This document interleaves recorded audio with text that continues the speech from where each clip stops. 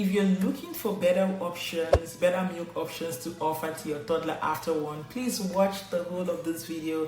I'll be sharing a lot and answering all the questions you may be having around milk, and if milk is necessary after one, and what better options that should you actually go for. So, but first of all, I want to say that milk after one is just about balance. It shouldn't be something you would totally rely on. I would say that one of the things that you may need to focus on at this time will be nutrition. So rather than being very worried about, what kind of milk should I get, I would think the focus now should be, how can I get my child to eat more of nourishing food, especially if your child wasn't really into food at the 6 to 12 month stage. Now, some children are very good munchers. From 6 months, they're already munching, they're eating so much, while some children really take their time and they get into solids between the 10, 11, and the 12 months. Every child is different and you would have to respond differently. So if your child has not really gotten so deep into nutrition, this is the time to prioritize nutrition. This is the time to ensure that they eat a variety of fruits, vegetables, meats, high quality protein, healthy fats, foods that are rich in a variety of vitamins and nutrients, okay?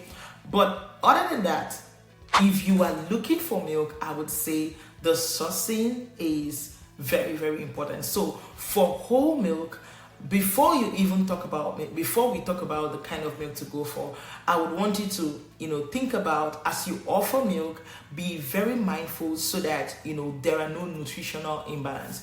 And I would say that because if your child as a toddler, is only drinking milk, like milk morning, afternoon, night, snack, or 4 or 5 times a day, there are chances that their desire or appetite for real food may actually drop down, and that may create a nutritional imbalance. So I would say, if you're offering, make sure you're not offering more than 16 or 20 ounces a day. Please find out from your pediatrician, because every child is different, like I said.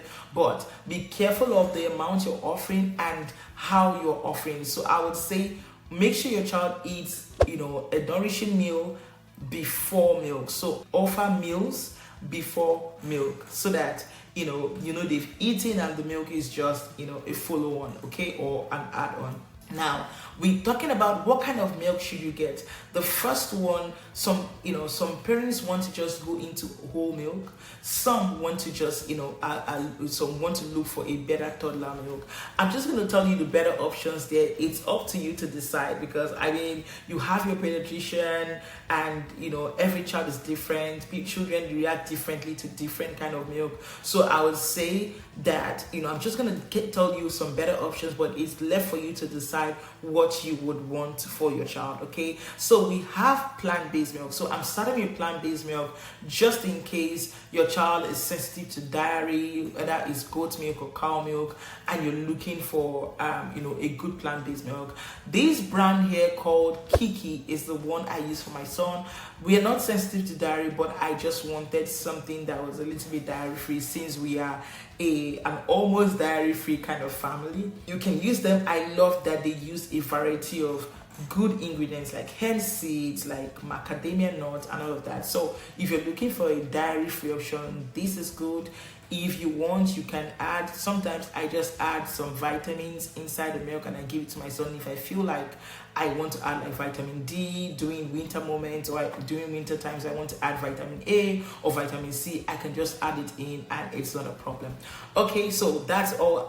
Honestly, I did not really see so many very good plant-based milk options. Is because it's either they're having flavors or they're having preservatives, and it is something that personally, for a product that a child will take for over time, like 3-4 times a day, I want it to be in the best quality possible. Or you can make your own plant-based milk at home by combining pumpkin seeds, almonds, coconut milk. You can make yours at home and just think about and just use your, or soak your seeds and make yours at home if you want. Okay, for whole milk, when getting whole milk, I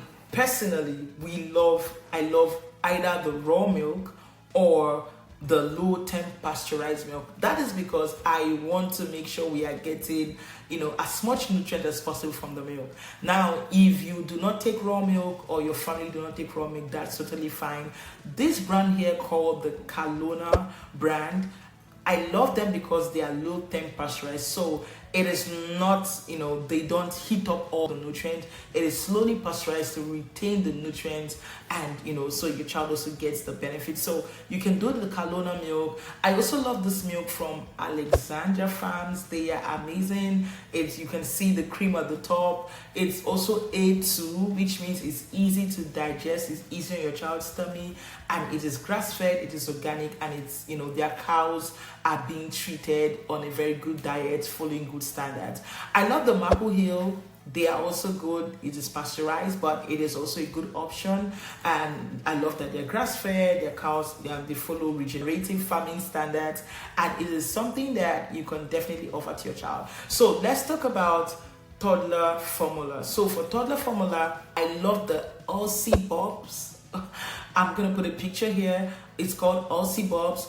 The Serenity Kids toddler milk is amazing. Great ingredient if you're looking for a toddler formula. This, I know I used it at some point, and I bought it because I was adding it to my son's oatmeal, and there's this local food called pap that we give to children. So I know I used about 1 can or so before we just transition totally into real food. If you're looking for goat milk based toddler options, the Kinder Meal and the Cabrita are super good. You can use that. They're all for toddlers, and I think they're for 12 months and above. It depends. So I would say every child is unique.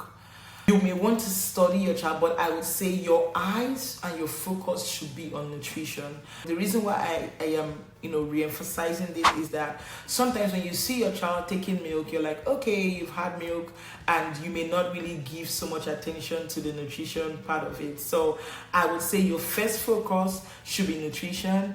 There are lots of food sources of calcium or vitamin D that you may be looking for, like sardines, like bone broth, like leafy greens. There are a lot of plant-based sources. There are lots of food sources that you can and your child can benefit from. So our focus at this time should be on food, and then you can add milk as a follow-on. But in the long run, you want them to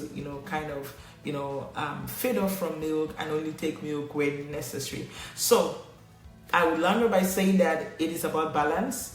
Do not fall on the milk side and you are lacking on the nutrition side. I would say get nutrition correct and you can add milk on. But if for some reasons, for some medical reasons, or as recommended by your child's pediatrician, that your child needs to take milk, these are some very good clean options that you can go for.